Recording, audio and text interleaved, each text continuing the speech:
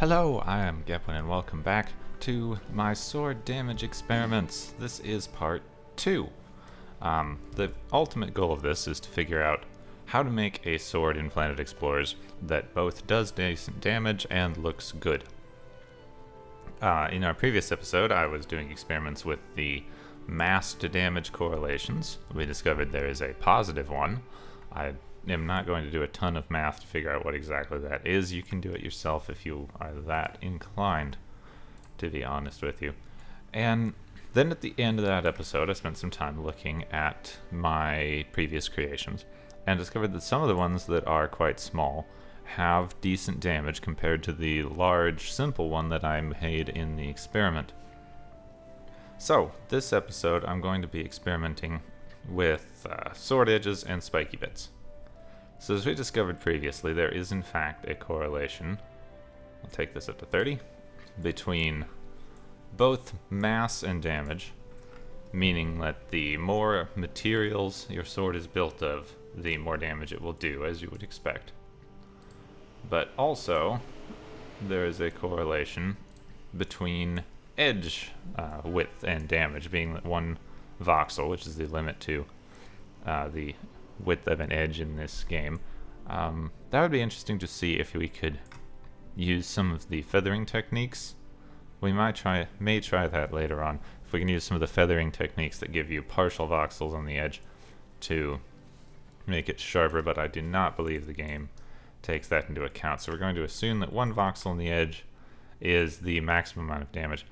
I came up with the theory based on some of the things I saw with the extra bits and spiky things that I put on my swords, that perhaps it may have something to do with number of edges and some other things of that nature.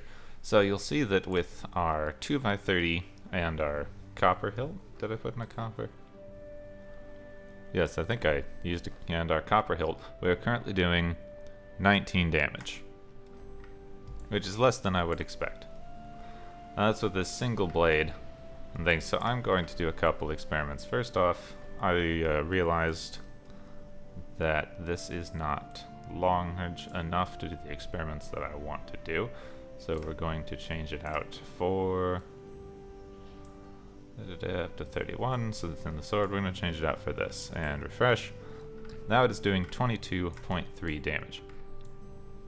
So I'm going to do a very quick experiment to see if putting a hole in the middle and splitting this up into 2 separate blades, theoretically giving it more cutting edges, is going to increase our damage or lower our damage. If the cutting edges make no difference, this is going to lower our damage.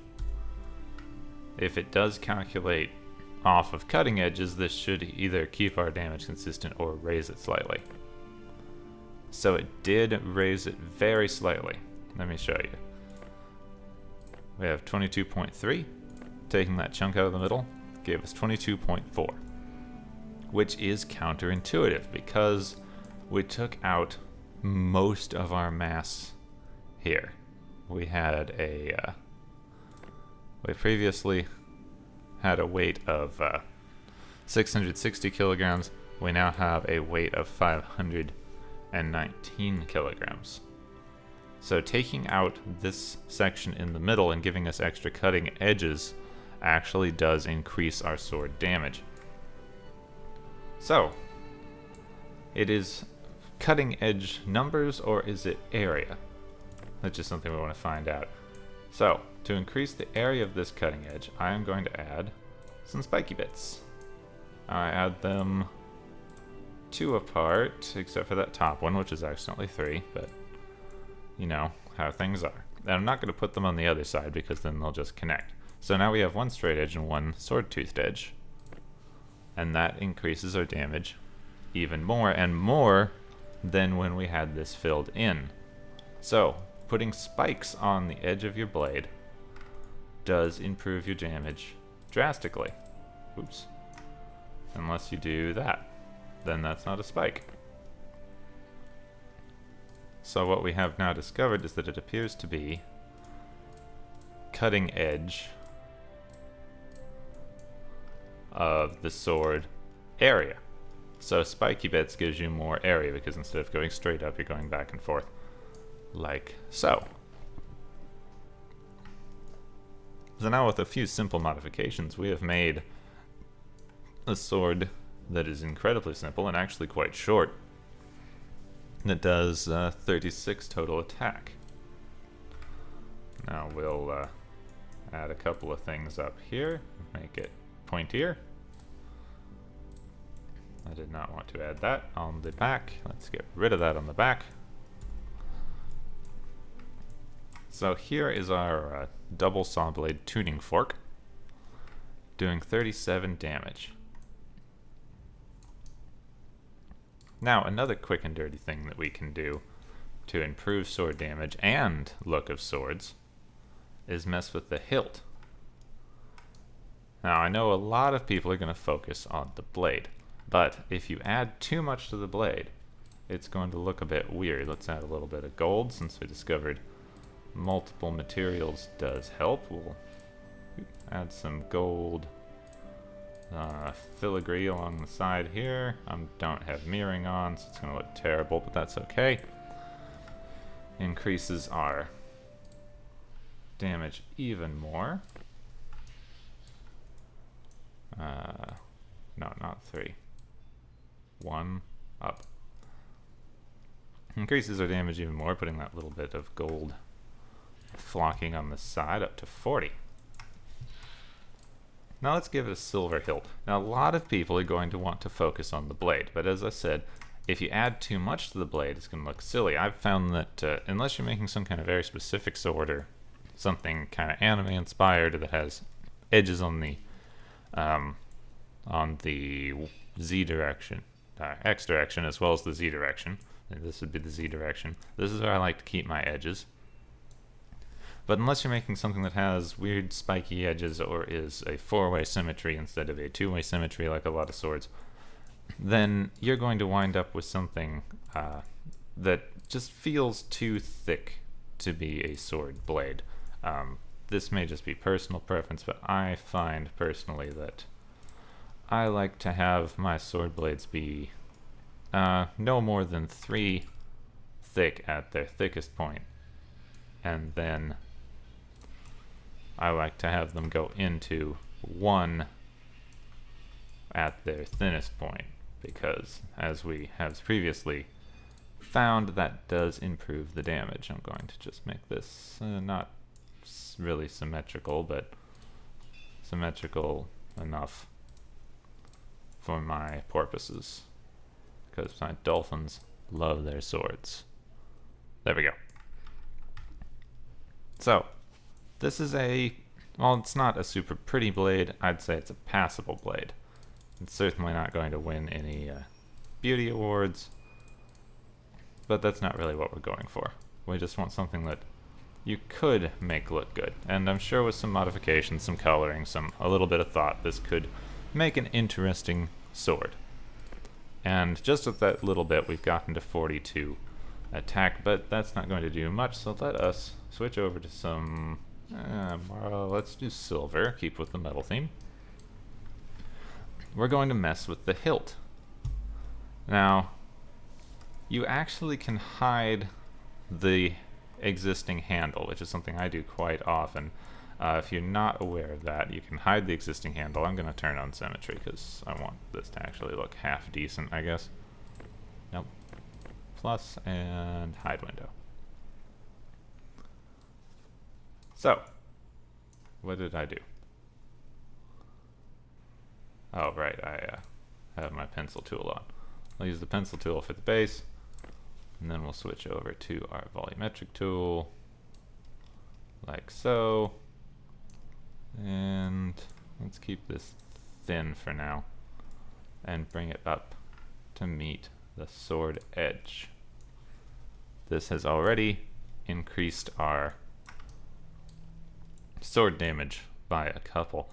Now, the main problem trying to build a sword that gives you a lot of damage, I'm going to inspector, make this not visible, and apply.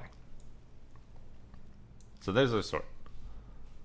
The main thing to remember when you're trying to make the sword do damage is that you need to add mass, but add mass in places that it doesn't look like you're adding a lot of mass to the blade, because as we already said, blade mass looks a bit funky. I personally like to use the pencil tool for these. I know it's not the best way, but it is my way. I know that you can use some of the this edge tool to give you a cleaner something. Go over to there and then up, and then oh, that gives you a pretty nice edge actually. I haven't played with a lot of these, but this is increasing the mass of our sword fairly rapidly. Let's go back. It's not increasing our damage hugely yet because we aren't adding that much, but it is giving us a lot more mass to work with, which in turn is going to increase our sword damage as we go. That's a thing to remember. Large sword hilts can look good, and they will help add mass to your blade without sacrificing the look of the blade itself. And that's pretty decent. And this isn't going to be a very damage heavy sword. We could add some more little filigree things up here. Well, we're just going to mess around with the hilt, give it some little decorative edging, bring it up into the sword body a little bit more so that it adds on. Maybe make this a little bit wider and rounder. If you wanted to make this round, actually, we should have started with a cylinder when we were replacing the handle. That's kind of interesting. I'm going to keep that for right now, actually. That's kind of fun. I don't know, not going to be super interesting, but let's keep that. Say that it gives it some sci-fi, I don't know, weight properties. It's where the batteries for your super sci-fi sword are kept. I don't know. Nothing, and then just for the heck of it, we'll add some little spiky bits on the front like that, because that means that you could hit someone with it if you really wanted to. If you were so inclined. Yeah, it looks a little silly, but so what? And almost 100 damage from a fairly simple sword covered in little spiky bits. And you have to admit, I certainly admit it's not the best looking sword, but it is not a weirdly rounded looking shape. It's not a huge anime looking sword, and it's doing decent damage. Not the best damage, not huge amounts of damage, but I can get it up to 100 damage pretty easily. And if you stuck to a single material, it would be a little more difficult, as we saw, because multiple materials do add a little more. But if you stuck to a single material and didn't go all out with these different things, it really wouldn't be that expensive to build a sword like that. Oop, that actually took our damage away, didn't it? Let me see again. 98. 95. It did. That is interesting. I guess putting spikes on the other side was not a good idea. There are obviously some nuances to this sword program, to the sword damage algorithms, that are going to take a little more exploring and some math, which I may do later if I find the time. For now, you can find that we have made a passable sci-fi sword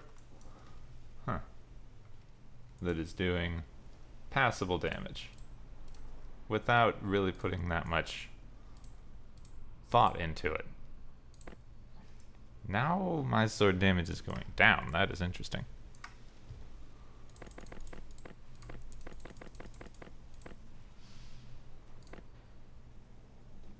Now it's back down again. 99.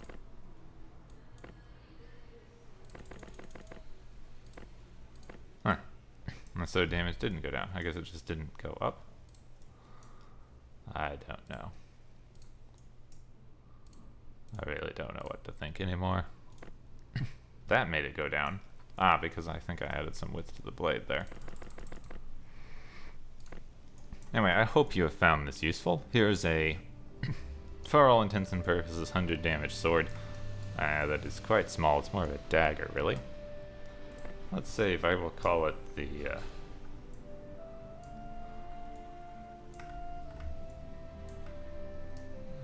Let's get a nice close-up picture here. We'll make the background kind of a purple. And we will call it the tuning fork of death. There we go. Saved successfully. Let's export this and see what we wind up with. Alright, I don't know why that didn't save the name. Or the image. That's why I was having trouble finding it. Anyway, here be the tuning fork of death. And it's even facing the correct direction. And you can see, this is a fairly small dagger. It's teeny. I didn't do much to it. It's looks pretty cool, actually. I like that weird handle thing I wound up with. And it does about 100 damage a swing. Attack of 99, which is fairly decent for a tiny sword. So remember these simple rules. More mass means more power to a certain extent. Keep your blade thin, and add spiky bits. Also make it out of multiple materials. I hope you found this helpful. I'm planning on doing one more episode where I try to put it all together and make a ultimate badass space sword. For now, we shall enjoy the tuning fork of death dagger. I'm Gatwin. I hope you found this useful, and I will see you soon.